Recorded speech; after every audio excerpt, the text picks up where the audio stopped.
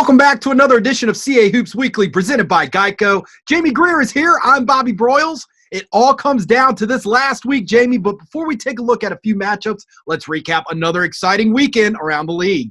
Yeah, absolutely, Bobby. I'm pretty sure you can guess where we're going to start. Yes. I think we're going to start in Harrisonburg, I believe. Yeah, let's go there. James Madison made a statement last Friday, taking down Drexel 69-39 at home to pull into a tie for first place in the CAA standings. The Dukes then defeated Delaware on Sunday in the final game in the Convocation Center to push its win streak to a season-high 7 games. Drexel bounced back in a big way on Sunday, handing a tough Towson team a 63-60 loss to keep pace with James Madison at the top of the standings at 14-2 in league play. William & Mary hosted Elon in its lone game on Friday and tallied its 20th win of the season, marking just the third time in program history the Tribe have won 20 games. CAA Player of the Week Eva Hodgson scored 27 points and now holds the William & Mary single-season scoring record with 552. And Charleston and UNCW both enjoyed weekends at home, as each squad went 2-0 and now sit in a three-way tie with Delaware for 7th place in the CAA standings. Well, we spoke with our CA basketball insider Monica McNutt and got her thoughts on the two contests between Drexel and JMU this year. Well, JMU now riding a 7-game winning streak, and it's very interesting. These two teams have been at the top of the CA standings all year long, but when they have faced each other, it hasn't gone well for the road team. I mean, have we learned much about these two teams in regards to how they match up against each other because of these matchups? You know, Bobby, I think there's more to it than just the X's and O's when it comes to those particular teams. You talk about a Greenberg on one end, a Smalls on the other. They've been through this conference. They're familiar with one another. The scores do not indicate how close and how competitive these two teams are when we look at the standings. It is a very odd occurrence to me that both are so dominant on their home floor and the other team seems to just not show up. At least that's what we've seen in this series. I think sometimes you just got to play basketball. Now, fortunately, whichever way, whoever this benefits, the next time they'll see one another will be on a neutral floor at the conference tournament. But for me, what Drexel does is so predicated on them being able to shoot the three well. So if they go cold, I can rationalize that a little bit more than the performance that JMU put up at Drexel.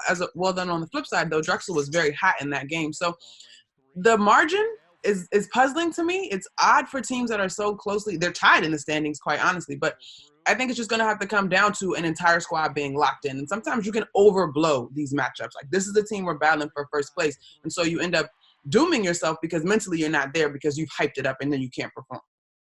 You can check out that full interview with our CA basketball insider Monica McNutt on casports.com and the league's social media platforms. This sets up for a thrilling finish to the regular season as we take a look at a few matchups. It all starts on Thursday night at 7 on flowhoops.com. We begin in Williamsburg as Towson will hit the road to take on William & Mary. A great matchup here, Jamie, between two teams in the top half of the standings. Yeah, absolutely, Bobby. William & Mary can lock up the number 3 seed for the CA championship with a win over 4th place Towson on Thursday night. The Tribe snagged a big 83-75 win over the Tigers on the road on January 5th, so expect them to try and replicate that success. William & Mary are the winners of 7 of their last 8 games and have been led by Eva Hodgson. Hodgson tops the CA scoring charts with 20.4 points per game and leads the conference in field goal and free throw percentage. The Tigers counter Hodgson with a shooter of their own, in Kiana Jeter. Jeter ranks 3rd in the CAA with 18.6 points per game.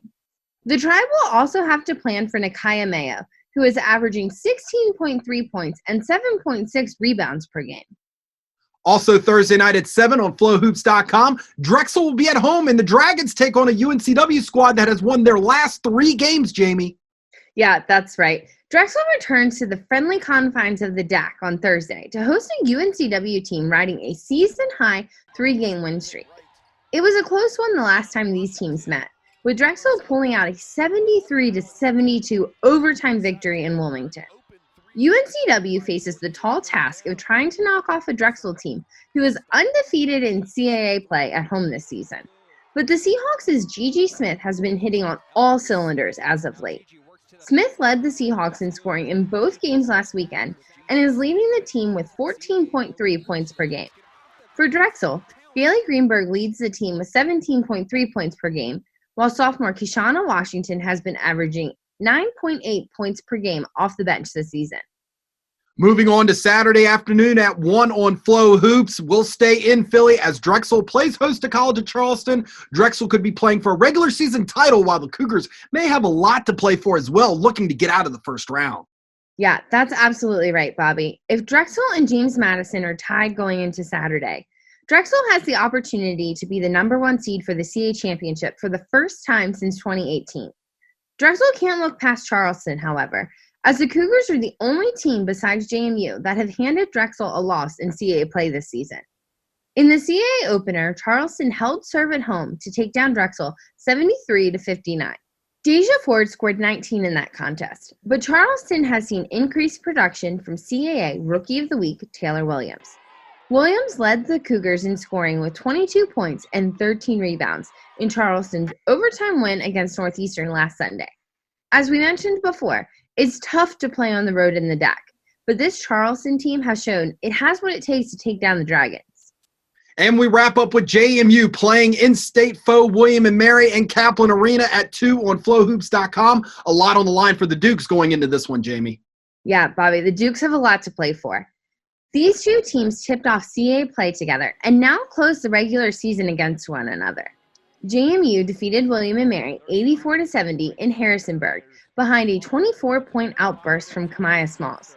The Dukes had 5 players score in double figures, and they'll hope to have another balanced scoring attack on Saturday.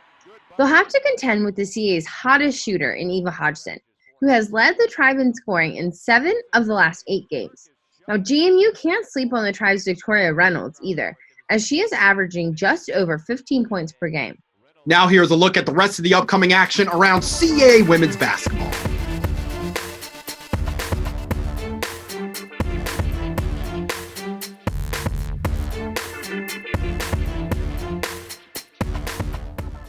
The madness begins here.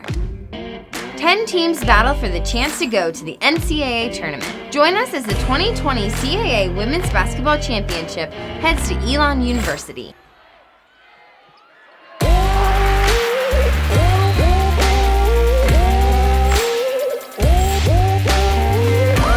Experience the excitement. Visit CAAsports.com for tickets and championship information. Very important to stay with CAsports.com this weekend, as we'll have all the links in regards to live stats, video, and audio coverage. Yes, and you can continue to follow the league on Facebook and Instagram by searching CAA Sports. We're also on Twitter at CAA Basketball using the hashtag CAA Hoops. That is it from us today. Enjoy the end of the regular season, everyone.